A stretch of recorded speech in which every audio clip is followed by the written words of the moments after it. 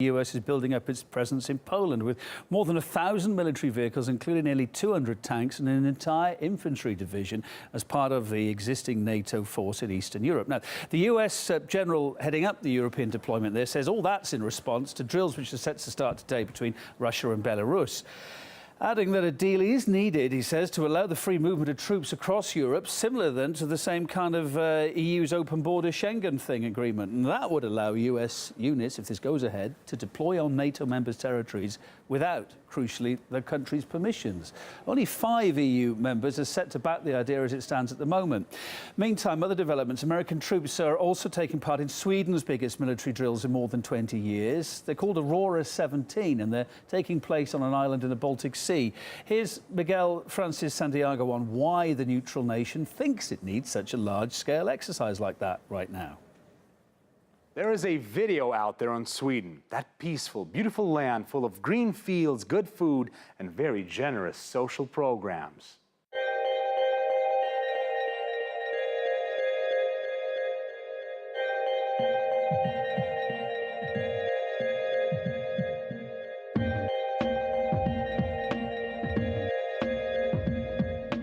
But actually, this video turns into something hard and heavy right away.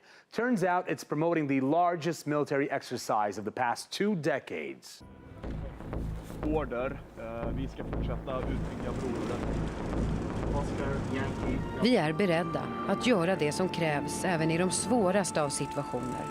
Och ytterst ska vi kunna möta ett väpnat angrepp mot Sverige.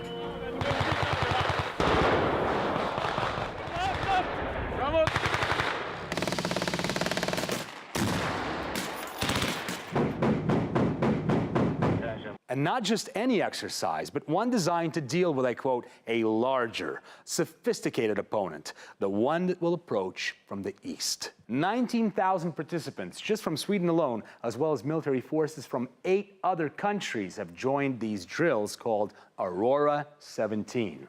And you guessed it, the United States is also there. The United States, with our allies and partners, are doing this. This is normal business for us. That's going to be our posture, normal business. We train all the time.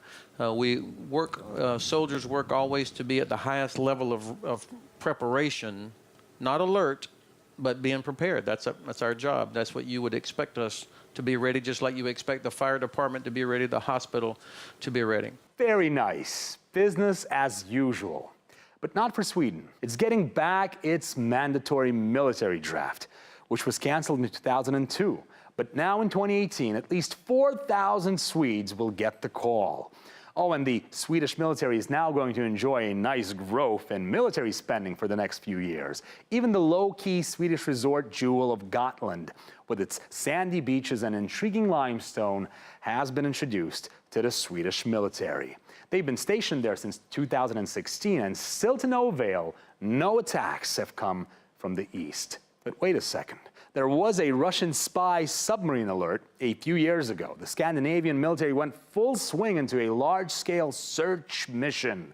In the end, it all turned out to be nothing but a fishing boat. Seriously. So now the Swedish military are staging these massive drills to make sure they can protect the nation from an attack which they themselves deem, I quote, unlikely.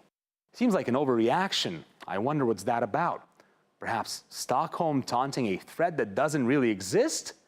As Sweden's favorite ABBA once sang, that's the name of the game, at least when it comes to Russia. Miguel Francis-Santiago, RT.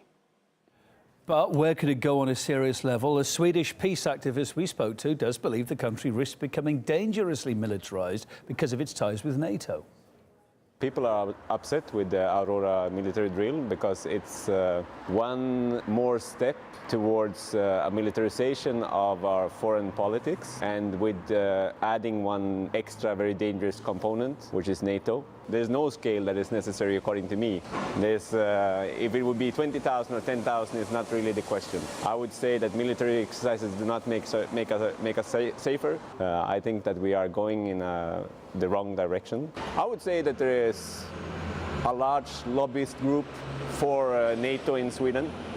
I mean, there's a lot of money to be made from armament. There's a lot of money to be made from getting closer to NATO.